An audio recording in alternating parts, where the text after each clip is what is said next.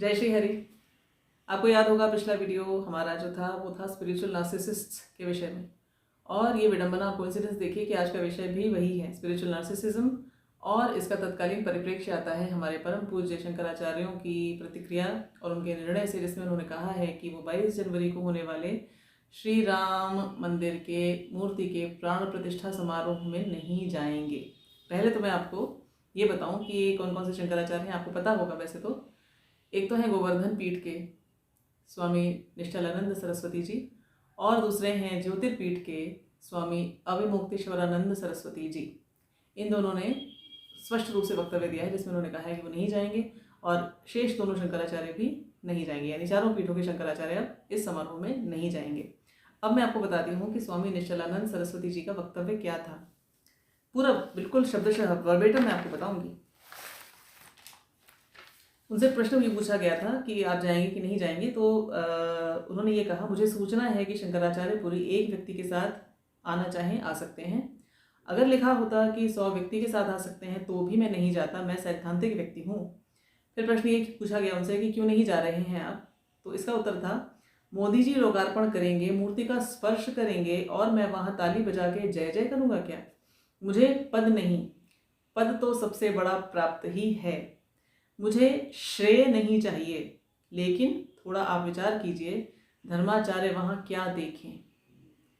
माने योगी भी हो गए मोदी जी, योगासन भी सिखाते हैं, धार्मिक क्षेत्र में हस्तक्षेप कर ही रहे हैं। वहाँ जाके शंकराचार्य ताली बजाएंगे तो वो अधिक से अधिक, ये कहने के बाद उन्होंने प्रणाम की मुद्रा में उपहास करते हुए इस तरह से किया, और उन्होंने इसके बाद कहा, यूं यूं कर लेंगे और क्या करेंगे?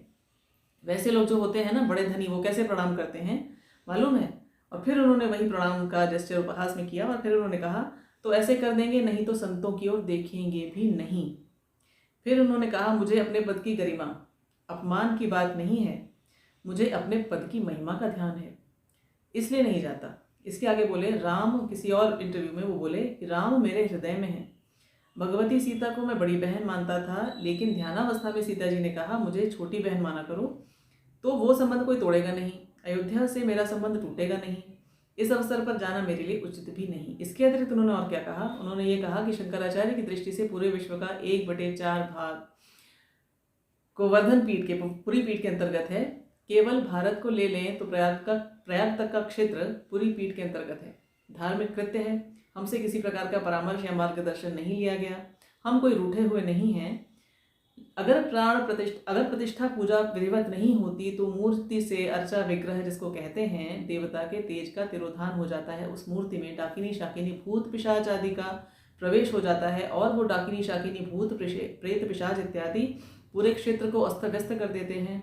यह सेक्युलरिज्म और हिंदुत्व के संकर्य का कार्यक्रम है, और मैं विशुद्ध सनातन धर्म का जो कार्यक्रम होता है उसी में भाग लेता हूँ, ऐसा कहा आदरणीय स्वामी निश्चलानंद सरस्वती जी ने। अच्छा, तो पहले तो मैं आपको ये बताऊं कि श्रीमद् भगवद गीता में श्री कृष्ण ने ज्ञान के 3 प्रकार बताए हैं। उसमें से एक प्रकार का ज्ञान जो है उसको कहते हैं वो राजसिक ज्ञान, और उसकी उन्होंने जो पहचान बताई है, उन्होंने कहा है, पृथक्त्वेन तु यज्ञानम नाना भावान पृथक विधान वेत्ति सर्वेषु भूतेषु तज्ज्ञानम विद्धि राजसम।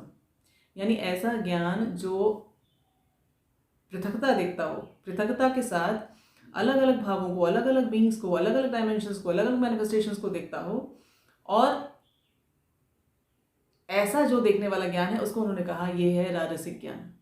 एक तो होता है सात्विक ज्ञान। सात्विक ज्ञान यानी कि जिसकी उन्होंने जो पहचान दी है वो ये कही है उन्होंने कि सर्वभूतेषु ये नैकम भावम अव्ययमीक्षते अविभक्तम विभक्तेषु तज्ज्ञानम विद्धि सात्विकम।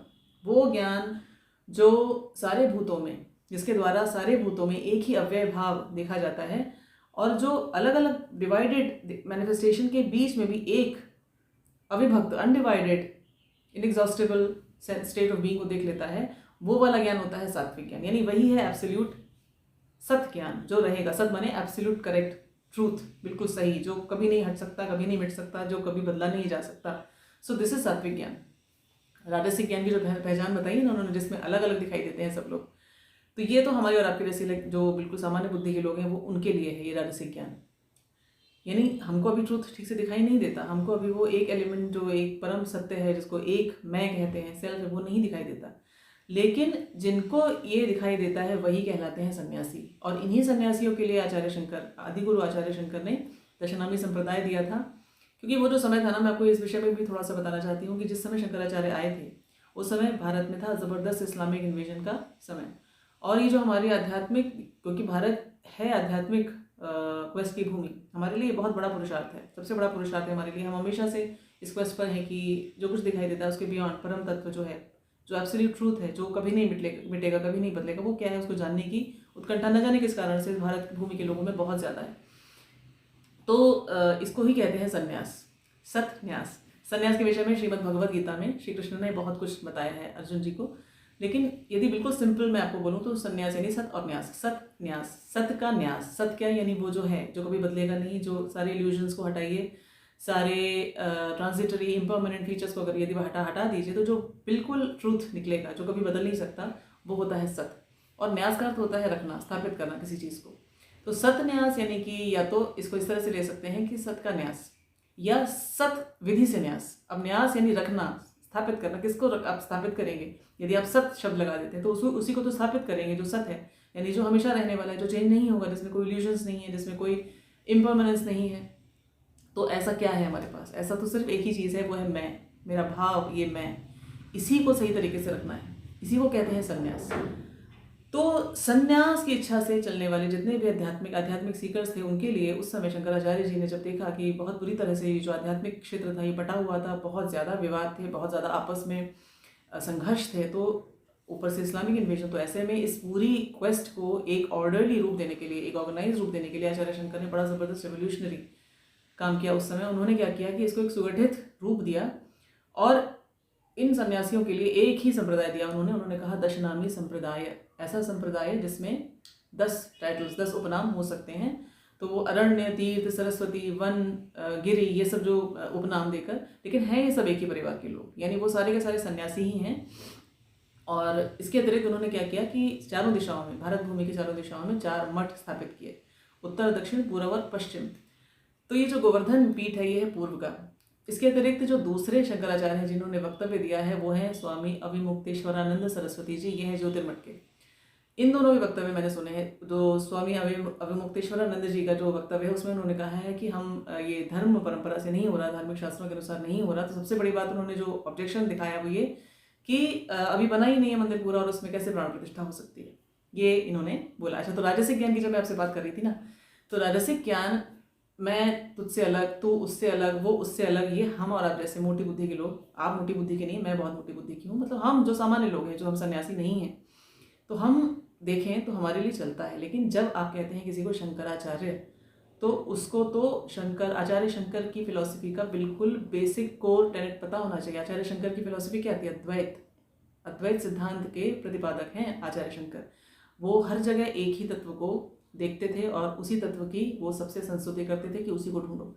और उसी के लिए ये रास्ते हैं, अलग अलग जो सन्यास जिसको कहा जाता है, अलग अलग रास्तों से चल के आप एक ही तत्व को पाइए, वही जो एकमात्र सत्य है वो है मैं, उस सेल्फ को पाने की कोशिश, सारा मिथ्या इल्यूजन हटा के उसमें से जो कोर एलिमेंट है, जो ट्रूथ है, वो ढूंढने की कोशिश।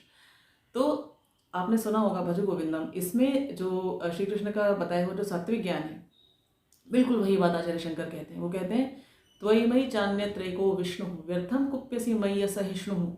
फिर वो कहते हैं भवसम चित्तः सर्वत्रत्वम वांछस्य चिराद यदि विष्णुत्वम, यानी कि तुझ में, मुझ में, हर और विष्णु तत्व ही है। विष्णु कोई देवता नहीं है। ये बाद में फिर से वही बात है ना कि आध्यात्मिक जो सीकर्स थे, इन्होंने अपने अपने मनोविलास के अनुसार एक ही स्पिरिचुअल ट्रूथ को कई प्रकार से रंगा और उसमें बड़े सारे उन्होंने कॉम्प्लिकेशंस क्रिएट किए। लेकिन जो एक परम तत्व, एक एलिमेंट जो है, एसेंस जो है सबका, हम सबका, जिसको हम डिवाइन कहते हैं, जिसको हम परम तत्व कहते हैं, वो जब सब जगह फैलता है ना, जब परवेट करता है, तो वही होता है Vishnu, that which pervades everything. तो वही कहते हैं आचार्य शंकर कि तुझ में, मुझ में, हर किसी में वही एक विष्णु है और बेकार ही तू कोप करता है, असहिष्णु होता है। और इसके बाद वो कहते हैं समचित्त हो जा, यानी चित्त सबकॉन्शियस माइंड के लेवल पर बिल्कुल सम आ जा, बिल्कुल इक्विलिब्रियम में आ जा। और उसके बाद कहते हैं यदि तू चाहता है, वांछसी, यदि अगर चाहता है, क्या अचिरात, जल्दी ही, क्विकली, विदाउट डिले, विष्णुत्व को पाना चाहता है, यानी उस एसेंस को तू पाना चाहता है, तो तुझे ये करना होगा, सब में उसी एक विश्वत्व को देख, ये कहा है उन्होंने। इसके बाद उन्होंने एक और चीज़ कही, उन्होंने कहा शत्रु मित्रे पुत्रे बंधौ माँ कुरु यत्नम विग्रह संधौ। फिर वो कहते हैं सर्वस्मिन्नपि पश्यात्मानम सर्वत्रोत्सृज भेदा ज्ञानम। फिर वही बात कहते हैं, कोई मित्र है, कोई शत्रु है, कोई बंधु है, कोई ये है, कोई वो है, ये जो अलगाव दिखाई दे रहा है ना, इस सबको तू क्या कर, किसी से इस कारण तुझे अटैचमेंट, किसी से डिटैचमेंट, किसी से राग, किसी से द्वेष, इसको तू छोड़ दे और सब में अपने को देख, अपने सेल्फ को देख, पश्य आत्मानम, सेल्फ को देख। और इसके बाद कहते हैं सर्वत्र उत्सृज, हर ओर जो तुझे दिखाई दे रहा है भेद अज्ञान का, इसको तू उत्सृज कर दे, इसका उत्सर्जन कर दे, निकाल दे अपने आप से। भेद जो दिखता है ना वो है अज्ञान। ये अज्ञान जिसको कहा गया है, इसी ही की पूरी डिस्प्ले आप देख रहे हैं इस समय शंकराचार्यों के इन वक्तव्यों में। क्यों आपको नहीं दिखाई देता जो हम सबको दिखाई देता है? हम एक कलेक्टिव कम्युनिटी के रूप में कब से इस एक दिन का इंतजार कर रहे हैं, जाने कितने सैकड़ों सालों से, न जाने कितनों ने खून बहाया, न जाने कितने लोगों की तपस्वियों की तप शक्ति से ये आज एक दिन आया है जब श्री राम का ये पुनर्वास एक तरह से है। मतलब श्री राम की भूमि, वो दिव्य सत्ता हर ओर फैली हुई है, हम क्या उसको घर देंगे? पहली चीज़ तो ये। लेकिन जब हम उसको मूर्त रूप में जब हम देखते हैं, वो एक व्यक्ति बनकर हमारे बीच में एक महामानवी रूप लेकर जब वो आता है, तो उसकी जो ऊर्जा है उसको प्राप्त करने का कोई स्थान तो होना चाहिए ना। राम तो हर ओर फैला हुआ है, तो अयोध्या में ये मंदिर तो बनना ही था। अभी जब इतनी उत्कंठा से अब कितने लोग इस प्रतीक्षा में चले गए। मैं आपको बताऊं, जब मैं देखती थी ना, मैंने पहली बार राम को जब उस टेंट में देखा था, उस विग्रह को, तो इतनी तड़प हुई थी। और मैं तो कोई तपस्वी नहीं हूँ, कोई संत नहीं हूँ, लेकिन मैंने अपने प्रभु से प्रार्थना की थी, प्रभु मेरे जीते जी ऐसा दिन आ जाए कि ये टेंट वास ना देखना पड़े तुम्हारा, मुझे तुम्हारा एक मंदिर अपनी उस गरिमा में, उस मर्यादा, पुरुषोत्तम तुम कहलाते हो, तो उस मर्यादा के साथ तुम्हें वहीं पे आना चाहिए जहाँ तुम्हें होना चाहिए। तो वो दिन मेरे जीते जी, अब पता नहीं मैं उस दिन तक रहूँ ना रहूँ, लेकिन हाँ, ये कम से कम ये उद्घोषणा तो हुई कि ये होने वाला है। अब बात जब ये करते हैं ना शंकराचार्य, इस राजसिक ज्ञान का परिचय देते हैं, जब ये बहुत सारे रूप देखते हैं। देखिए, प्रजातंत्र है, प्रधानमंत्री कौन है? प्रधानमंत्री हम सबका, मतलब वो जो 140 करोड़ जनता है उसका प्रतिनिधि माना जाता है। इसमें से वो जो नहीं चाहते इस राम मंदिर का बनना या राम की स्थापना, या जो राम के अस्तित्व से जिनको द्वेष है, उनकी बात यदि हटा भी दें तो भी बाहुल्य मेजॉरिटी के रिप्रेजेंटेटिव हैं हमारे प्रधानमंत्री। तो जब सब में एक तत्व पश्य आत्मानम का निर्देश देकर गए हैं इनके आचार्य, शंकराचार्यों के जो गुरु हैं, आदि गुरु हैं, तो ये कैसे नहीं देख पाते कि जो कलेक्टिव कम्युनिटी है भारत की, वो सारी की सारी एक व्यक्ति के थ्रू रिप्रेजेंट होती है, और उसी में इनका भी भाव मिला हुआ है। जब ये कहते हैं श्रेय नहीं चाहिए, पद की गरिमा, इस तरह की बातें जब आप करते हैं, तो क्या बजरंगबली से भी बड़े हैं? बजरंगबली क्या कहते हैं? इतने बड़े महाज्ञानी, परम शक्तिशाली बजरंगबली हनुमान जी, वो कहते हैं मोहि न कुछ बांधे कई लाजा, कीन चाहूँ निज प्रभु कर काजा। मोहि न कछु बांधे कई लाजा, कीन चाहूँ निज प्रभु कर काजा। अपने प्रभु का कार्य करना चाहता हूँ, मुझे बांधे जाने का कोई लज्जा नहीं है, कोई शर्म नहीं है। रावण के दरबार में उनको बांध कर एक अपमानजनक स्थिति में लाया गया, उसके बाद भी वो कहते हैं मुझे कोई लाज नहीं आती। तो इनको, शंकराचार्यों को वहाँ जाकर उस भाव में, अपने भाव को मिलाने में लज्जा क्यों आती? जय जय करने में क्या समस्या है? ताली बजाने में क्या समस्या है? राम से बड़े आप नहीं हैं, बजरंगबली से बड़े आप नहीं हैं, जनता जनार्दन से बड़े आप नहीं हैं, जिन्होंने, मैं तो कहती हूँ उन माताओं में, 2 माताओं की मैंने कथा सुनी, जिसमें एक माता ने जाने कब से अन्न छोड़ा हुआ है, और एक माता मौन व्रत रखे हुए हैं इस उत्कंठा में कि कब राम मंदिर बनेगा और राम वहाँ स्थापित होंगे। अच्छा, शंकराचार्य अपने रिसेंट जो इनके प्रेडिसेसर हैं उनकी परंपरा को भी तोड़ रहे हैं यहाँ पर। 2019 में जब शिलान्यास हुआ था, तो जो शंकराचार्य थे द्वारिका के, उन्होंने, क्योंकि उनका स्वास्थ्य ठीक नहीं था तो वो जा नहीं सके थे अयोध्या, तो उन्होंने वहीं से, प्रयाग से प्रतीकात्मक शिलान्यास किया था। स्वयं नहीं गए थे लेकिन अपने शिष्य को भेजा था। तो स्वयं नहीं गए थे लेकिन रिप्रेजेंटेटिव भेजा था, यानी भाव रूप में वहाँ पे उपस्थिति हो सकती है। इसके अतिरिक्त और भी, मैं नाम नहीं लेना चाहती, लेकिन ऐसे और भी हैं महान गुरु जिन्होंने कहा है वो उस दिन वहाँ नहीं जा सकते क्योंकि कुछ पहले से पूर्व निर्धारित उनके कार्यक्रम हैं। तो मैं क्या कहूँ इस विषय में? राम कार्य से बड़ा कौन सा कार्य है? आप कितने भी लेक्चर्स दे लें, आप कितने भी आंदोलन कर लें, आप कितने ही लोगों को क्लासेस दे लें, लेकिन जो ऊर्जा आप क्रिएट करेंगे, उस ऊर्जा के सामने करोड़ों करोड़ों कोटि गुना वो ऊर्जा होगी जो एक उस स्थान पर, जिसको आप कहते हैं इस व्यक्ति को मर्यादा पुरुषोत्तम, सारी मर्यादाओं का जो एम्बॉडीमेंट है, उसकी ऊर्जाओं की स्थापना वहाँ उस जगह पे होने वाली है। तो वहाँ पर यदि आप उपस्थित होते हैं तो आप जो ऊर्जा, उस ऊर्जा में आप अपना भाव जब मिलाएंगे, ये क्योंकि आप बहुत एलिवेटेड सोल्स हैं, आप बहुत आध्यात्मिक रूप से उन्नत लोग हैं, तो हम जैसों को तो आपकी ऊर्जा चाहिए, आपको तो बल्कि वहाँ जाना चाहिए। स्वामी निशिलानंद सरस्वती जी ने कहा कि भूत प्रेत पिशाच डाकिनी शाकिनी आदि का वास हो जाता है, तो ऐसे में तो इनको और वहाँ जाना चाहिए। अच्छा, मैं ये भी कहती हूँ कि यदि ऐसा है तो स्वामी निशिलानंद सरस्वती जी को हमें वार्न करना चाहिए कि भाई कोई अयोध्या आज के बाद ना जाए, क्योंकि वहाँ पर राम की प्रतिष्ठा नहीं होने वाली, वहाँ तो भूत प्रेत पिशाचों का नगर बनने वाला है। वो ये क्यों नहीं कहते? हिपोक्रेसी नहीं है ये? अच्छा, ये जब वो कहते हैं तब वो ये भूल जाते हैं कि बात किसकी हो रही है, बात उसकी हो रही है जो राम है। और राम के साथ जब जब राम की बात होती है तब अपने आप हनुमान जी उसमें सम्मिलित हो जाते हैं। हनुमान जहाँ होंगे वहाँ क्या भूत प्रेत पिशाच डाकिनी शाकिनी आएंगे? भूत पिशाच निकट नहीं आवे, महावीर जब नाम सुनावे। वो कहते हैं कि राम की मूर्ति का स्पर्श करेंगे मोदी जी। मुझे नहीं पता उनके मन के क्या क्या भाव हैं कि वो स्पर्श करेंगे। मोदी जी के हाथों से पूरी 140 करोड़ जनता स्पर्श करेगी उस विग्रह का जो उनके परम आराध्य हैं। ये वो राम हैं जिन्होंने शबरी का जूठा पेड़ खाया था। तो स्पर्श करने में राम को तो कोई ऑब्जेक्शन नहीं होना चाहिए, भले ही स्वामियों को ऑब्जेक्शन हो, पर हमारे राम को तो कोई आपत्ति नहीं होगी। तो राम के नाम पर वास्तविक राजनीति जो हो रही है वो तो ये हमारे अध्यात्मवादी नार्सिसिस्ट्स जो शंकराचार्यों के पद पर बैठे हैं वो कर रहे हैं। मुझे ऐसा लगता है, बहुत स्पष्ट दिखाई देता है। अच्छा, एक चीज़ और, जब ये कहते हैं ना कि मैं बड़ी बहन मानता था और अब वो छोटी बहन उन्होंने कहा कि मुझे छोटी बहन मानो। अब ये बताइए कि आप बिल्कुल दुनियादारी के हिसाब से मैं आपसे एक प्रश्न पूछती हूँ। एक छोटी बहन जिसका उसके घर से निकासी हो गई किसी कारण से, वो अपने पति के संग अपने घर में नहीं रहती है, अब बड़े दिनों के बाद वो दिन आया है कि वो अपने घर में जा सकती है, तो ऐसे में तो बड़े भाई को अवश्य जाना चाहिए, बिना बुलाए जाना चाहिए, नहीं जाना चाहिए। फिर ये राम स्थापना जो हो रही है ना, वहाँ पर राम मंदिर जो बन रहा है, ये कोई नया मंदिर नहीं बन रहा है। आप हमको ये भी, मुझे और आपको ये भी याद रखना पड़ेगा, ये राम की का ड्यू जो प्लेस है वहाँ पर उनकी एक तरह से पुनर्वास की गतिविधि है। अब मान लीजिए मुझे विस्थापित कर दिया जाए मेरे राइटफुल प्लेस से, और फिर उसके बाद किसी प्रकार में वापस अपने मुझे वो जगह मिल जाए, कानून की सहायता से हमारे राम पहुँचे हैं अयोध्या। तो जब वो जगह मिल गई है, मुझे मेरा घर मिल गया है, तो हम और आप क्या करते हैं आमतौर पर? हम अपने रहने लायक स्थान बना लेते हैं और बाकी जो अपना बनता रहेगा, रहने लायक साफ सुथरा अपना ठीक से अच्छा सा कर लेते हैं, उसके बाद बाकी जो स्ट्रक्चर्स हैं वो बनने लगेंगे। तो गर्भगृह तो बन गया, यानी जो राम के रहने की जगह है वो राम तो वहाँ आ गए, अब बाकी अपना वो बनवाते रहेंगे, अपने हिसाब से बनता रहेगा बाकी का, तो इसमें भी क्या समस्या है? तो ये जो हिपोक्रेसी जो बहुत स्पष्ट दिखाई दे रही है मुझे, ये वही है अध्यात्मवादी नार्सिसिज्म। अच्छा, आचार्य शंकर ने जब ये कहते हैं ना कि हम बाद में चले जाएंगे, अयोध्या बाद में चले जाएंगे, तो पहले आप, तो मैंने आपसे कहा ना, भूत प्रेत की नगरी में क्यों जाएंगे आप, क्या ज़रूरत है जाने की? और दूसरी बात ये कि आचार्य शंकर ने ही एक बात और बोली कि अंगम गलितम पलितम मुंडम दशन विहीनम जातम तुंडम वृद्धो याति गृहीत्वा दंडम तदपि न मुंचति आशा पिंडम। एक बूढ़े की स्थिति उन्होंने देखी कि अंग गल रहे हैं, इसके बाल पक रहे हैं, सर गंजा हुआ जा रहा है, बाल झड़ रहे हैं, और मुंह जो है वो दांतों से विहीन होता चला जा रहा है, दांत झड़ते चले जा रहे हैं, डंडा लेकर चलता है बूढ़ा, लेकिन फिर भी आशा का पिंड, उससे इसकी मुक्ति नहीं होती। क्या पता कब मृत्यु आ जाए। जब मेरे जैसा मंद बुद्धि ये समझ सकता है कि कभी भी मृत्यु आ सकती है, तो इतने महान जो हमारे आध्यात्मिक गुरु हैं, जो हेड है हमारे, जिनको हमें दिशा देनी चाहिए, वो ये कैसे भूल जाते हैं कि मृत्यु किसी भी क्षण आ सकती है।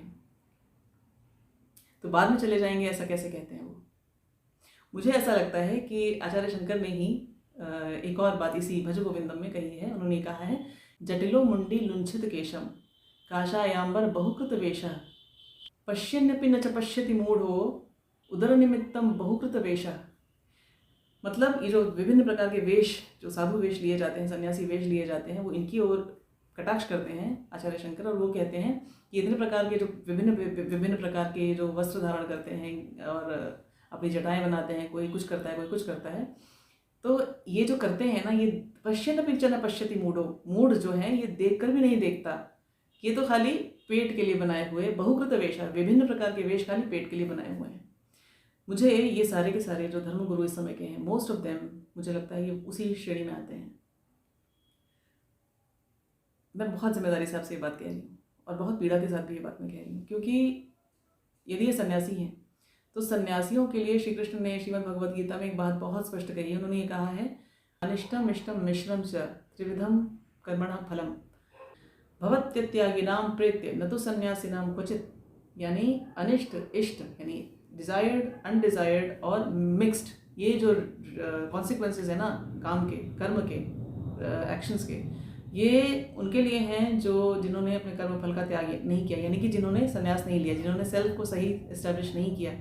परंतु सन्यासी के लिए कोई कर्म फल नहीं है। यानी ये सन्यासी जो अपने आप को सन्यासी कहते हैं, आचार्य शंकर की जो महान परंपरा के ध्वजावाहक हैं, इनको तो कोई कर्म फल नहीं है। यदि ये वहाँ पहुँच जाते उस पवित्र भूमि पर, राम की भूमि पर उस समय, तो इनके लिए कोई कर्म फल नहीं।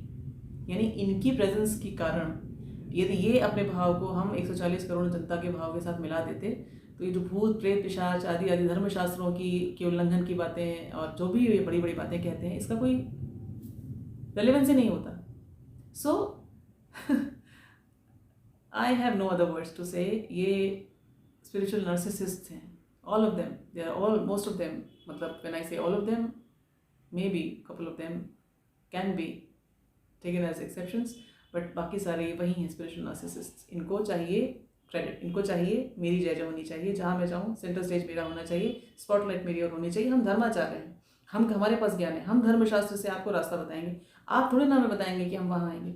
राम के सामने हम सब कुछ भी नहीं है, हम सब कुछ भी नहीं है। अगर राम को जो ईश्वर नहीं मानते, तो भी यदि एक महान पूर्वज माने, उस दृष्टिकोण से भी हम कुछ नहीं है उनके सामने। यदि आप उनके अचीवमेंट्स को देखें, जो महामानवीय अतिमानवीय उनके जो अकम्पलिशमेंट्स हैं, उनको देखकर अपने आप आंखें फटी की फटी रह जाती हैं और गर्दन झुक जाती है। तो मेरे राम के पुनर्वास में, मेरे राम के अपनी महिमा में वापस स्थापित होने के दिन में जो मेरे साथ नहीं खड़ा है, वो मेरा आचार्य, मेरा गुरु नहीं हो सकता। वो केवल और केवल एक नार्सिसिस्ट है, और उसी खतरनाक कैटेगरी का नार्सिसिस्ट है जिसके विषय में मैंने आपसे बात की थी पिछले वीडियो में, स्पिरिचुअल नार्सिसिस्ट। और इनसे सावधान। और अच्छा ही है कि ऐसे सुंदर अवसर पर ऐसे लोगों की ऊर्जा वहाँ न जाए, क्योंकि नार्सिसिस्ट की ऊर्जा होती है बहुत ज़बरदस्त गंदी ऊर्जा। तो यदि वहाँ नहीं जा रहे हैं, तो ये भी राम की कृपा है। क्योंकि एक बात और मैं आपको बताऊँ, राम जो नहीं वहाँ आने दे रहे हैं ना इन लोगों को, इसके विषय में भी श्री कृष्ण ने श्रीमद् भगवद गीता में कहा है, अधिष्ठानम तथा कर्ता करणम च पृथक विधाम विविधाष्ट पृथक चेष्टा दैवम चैवात्र पंचमम। यानी जब भी कोई भी कर्म होता है, कोई भी एक्शन होता है, तो उसमें एक तो होता है अधिष्ठान, जहाँ पे वो कर्म किया जाता है, फिर उसको करने वाला एक डूअर होता है, कर्ता होता है, फिर करण होते हैं, इंस्ट्रूमेंट्स, टूल्स होते हैं, फिर उसको करने का तरीका होता है। लेकिन पांचवा एलिमेंट है दैव, दैवम चैवात्र पंचमम। दैव यानी डिवाइन, यानी डिवाइन विल है कि ये हमारे जो स्पिरिचुअल नार्सिसिस्ट्स हैं ये वहाँ ना पहुँचे। और इन्होंने खुलकर अपना ये स्वरूप हम भारतीयों को दिखाया है। इसका मतलब ये हुआ कि ये दैव की इच्छा ये भी है कि हम सावधान, हम अपनी आंखें खोलकर देखें कि हमें किसको सच में फॉलो करना है, किसको सच में अपना गुरु मानना है और किसको नहीं मानना। मैं फिर से आज रिपीट करूँगी आपसे वही बात जो मैंने पिछले वीडियो में कही थी, गुरु वही है, गुरु राम है। यदि हमारी लगन सच्ची है तो हमें अंदर से वो राह दिखाएगा, सामने लक्षण प्रकट करेगा, जिससे हमें समझ में आएगा हमारा मार्ग क्या है क्या नहीं है। क्योंकि गुरु का कार्य ही यही है, तम को हटाना, रास्ते से अंधकार को, आंखों के सामने से पट्टियों को हटाना, ब्लाइंड फोल्ड्स को हटाना। और वो कार्य राम से बड़ा कोई नहीं कर सकता। तो मैं आप सबको बहुत बधाई देती हूँ, और ये शुभकामना सब भारतीयों की ओर से सारे भारतीयों को, सारे विश्व समुदाय को देती हूँ। क्योंकि ये जो राम मंदिर की जो प्राण प्रतिष्ठा उस दिन होगी, उस दिन जो ऊर्जा क्रिएट होगी, वो ऊर्जा सिर्फ इस अयोध्या के लिए या केवल भारत भूमि के लिए नहीं होने वाली है, वो पूरे विश्व के लिए होने वाली है। क्योंकि राम की ऊर्जा कोई छोटी मोटी ऊर्जा नहीं है। राम की ऊर्जा वो ऊर्जा है जो सोने की लंका के राजा रावण को ध्वस्त कर देती है, सारे पापाचार, सारे अधर्म को नष्ट कर देती है। तो आप सबको बधाई, और बिवेयर ऑफ स्पिरिचुअल नार्सिसिस्ट्स, ये फिर से चेतावनी आपको एक बार। जय श्री राम, जय श्री कृष्ण।